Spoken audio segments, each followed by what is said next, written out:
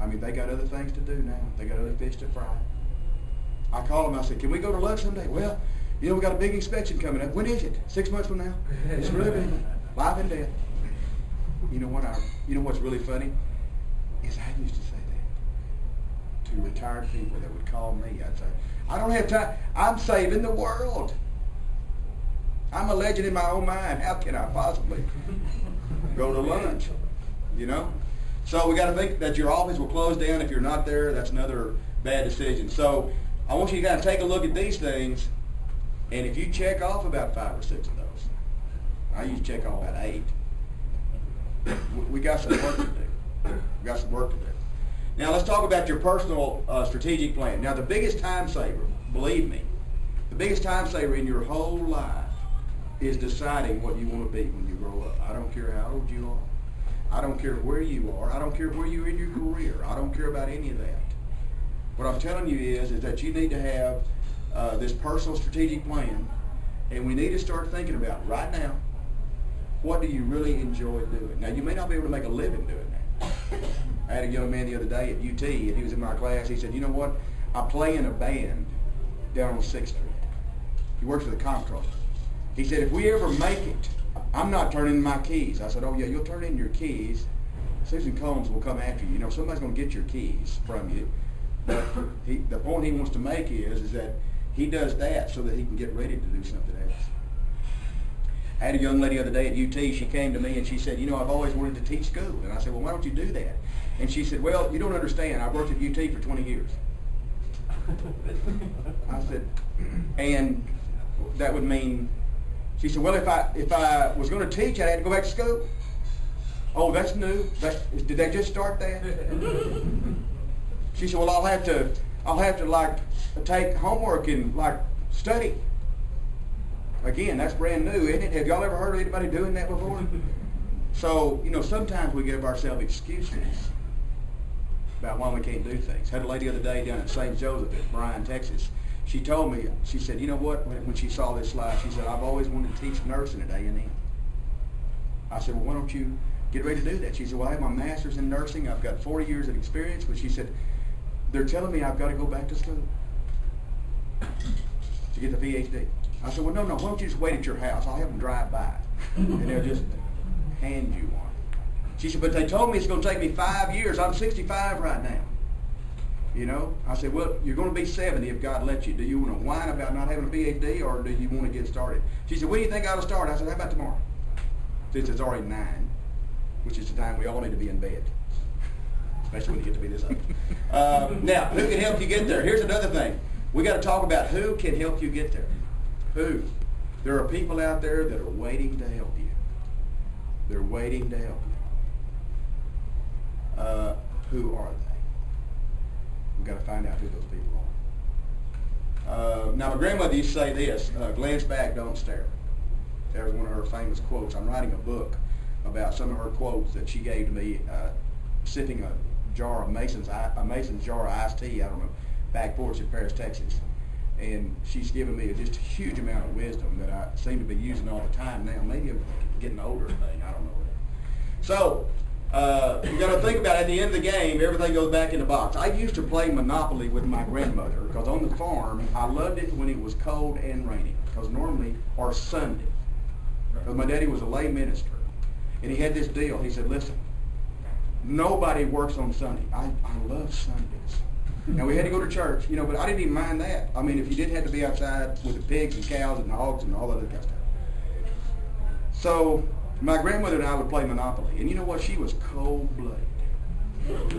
Because she never let me win. I was like 0 and 950. She beat me every single... She always laid it on the railroads. She got Park Place, Boardwalk every time. Well, one day, when I was 12, and 3 months and 2 days, I won. I actually landed on the railroads.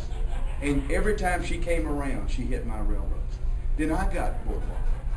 And I put a hotel on it. And every time she landed there, I took her $200 and then her $400. So when she had passed go, I still had her. At the end of that game, though, guess what happened? My grandmother said, well, you won, Everything's got to go back in the box, just like when you leave this world. I said, well, can I just how about the railroads? Can I keep the railroads? Because I've never had the railroads before. And she said, no, it goes back in the box. Now, my dad's funeral, I had a guy that was a 7th grade dropout. Taught me one of the most valuable lessons about time management that I've ever learned in my life. Because when my dad died in Paris, my mother, I'm the oldest, so my mother sent me out to the tombstone place. And I get out the tombstone place, and one of the guys that was out there used to go to school with me. I mean, we were in the same grade together, but he dropped out because his daddy had a tombstone business, and he took it over. It's done quite well, but again, I went out there, and we talked, and he said, you need to tell me about your dad's dash. Tell me what his dash stood for. I said, his what?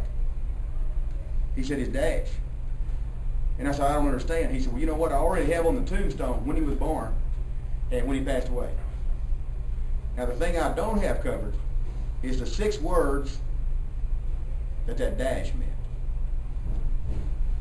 The question for us tonight is, what do you want in those 6 words? Now, he also told me this. He said, your mother's already been out here. She said, you're a college boy, so if it's a long word, you don't get as many. So you want to make sure I do that. And you're going to have to help me spell them. But, see, we all come down to this fact about this dash. So we got to think about the end. You know, Covey's 7 Habits of Highly Effective People, 1989. Think about the end. Think about today with the end inside. We got to treat everybody with respect and dignity. Got to treat everybody with respect and dignity. The other night at Mary Hardin Baylor, I walked in, and I saw this little blonde-headed girl who's one of our janitors. And I stopped and I talked to her every night. This night I stopped and I said, how are things going? And she said, everything's okay. And you know, when you look at somebody and you know that's not right. So I stopped and I said, no, tell me what's wrong. And I put my briefcase down and I sat down on the steps. And she said, you're a professor, you don't care. I said, no, I do care. She said, no, y'all pass by me all the time. I said, have I ever passed by you and not said hello to you? She said, no, you hadn't. I said, well, tell me what's wrong. She said, I have an abscess wisdom tooth. Now listen to me. Listen to me. I told her, I said, why don't you get it taken care of? And she looked at me with tears in her eyes, and she said, well, I don't have any insurance. My parents don't have any insurance. I'm the only one in my family that's ever gone to college. I said, what are you doing at Mary Hardin Baylor? It's pretty expensive as a private school. She said, well, I got a 3-quarter scholarship. She said, I'm working 3 jobs, cleaning toilets in 3 different buildings and floors. Working as hard as I can. But I don't have, I said, when have you eaten last? And she looked at me again. She said, I don't eat. I try to go by and get scraps and stuff in the lunch facility there on campus. Now, you think people don't do that, do they?